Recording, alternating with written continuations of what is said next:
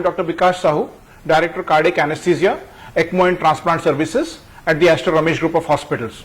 In our clinical practice, we come across a lot of patients who present to us with sudden onset of severe heart and lung failure.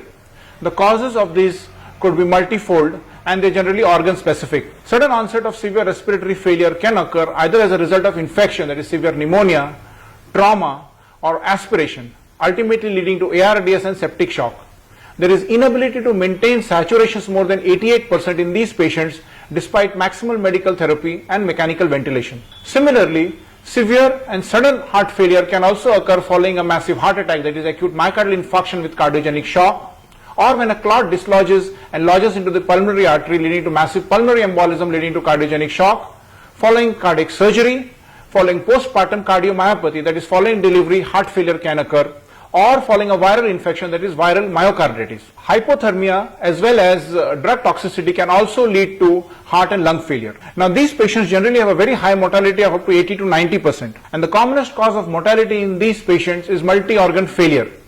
If we can prevent this multi-organ failure, then the outcome in these patients could be different. Hence, when we are treating any such patient who is not responding to maximum intervention, then one modality that can be considered is what is called as ECMO or ECLS. ECMO stands for extracorporeal membrane oxygenation or extracorporeal life support.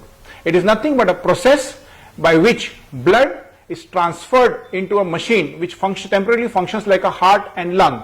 Oxygen is added, carbon dioxide is removed, and blood is pumped back into the body. Now remember that ECMO is a temporary measure. All it does, it provides rest to the heart and the lungs and gives it time to recover. ECMO can be initiated either percutaneously or through a surgical option. It is available for all age groups from newborns to adults, and it can be run from a few hours, few days to up to a few weeks. There are different types of ECMO. The classification depends upon the basic cause of etiology and the purpose for which you are initiating it. It could be a VA ECMO for cardiac reasons, veno-arterial ECMO, or it could be a VV, that is a venous ECMO for respiratory reasons. Now during ECMO, patient is usually on the ventilator, sedated and paralyzed. He will require continuous anticoagulation, that is blood thinners, and once organ recovery occurs over a period of few days to a few weeks, ECMO is slowly weaned off. But always one has to remember that ECMO cannot as an option for treatment in all group of patients.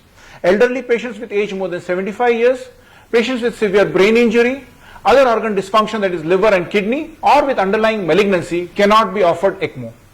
When we are considering ECMO as a modality of treatment, it is very important for us to understand that the single most important factor determining the outcome following an ECMO intervention is the time of initiation of ECMO. Hence, early diagnosis and early referral to an ECMO center is of utmost importance in achieving a positive outcome. We at Aster Ramesh Group of Hospitals have developed our own ECMO unit, one of its kind in the entire coastal belt of Andhra Pradesh. Our multidisciplinary team of cardiologists, cardiac surgeons, cardiac anesthetists, pulmonologists and intensivists are available 24/7 and are well equipped to deal with all the cases of severe heart and lung failure in all age groups from newborns to adults.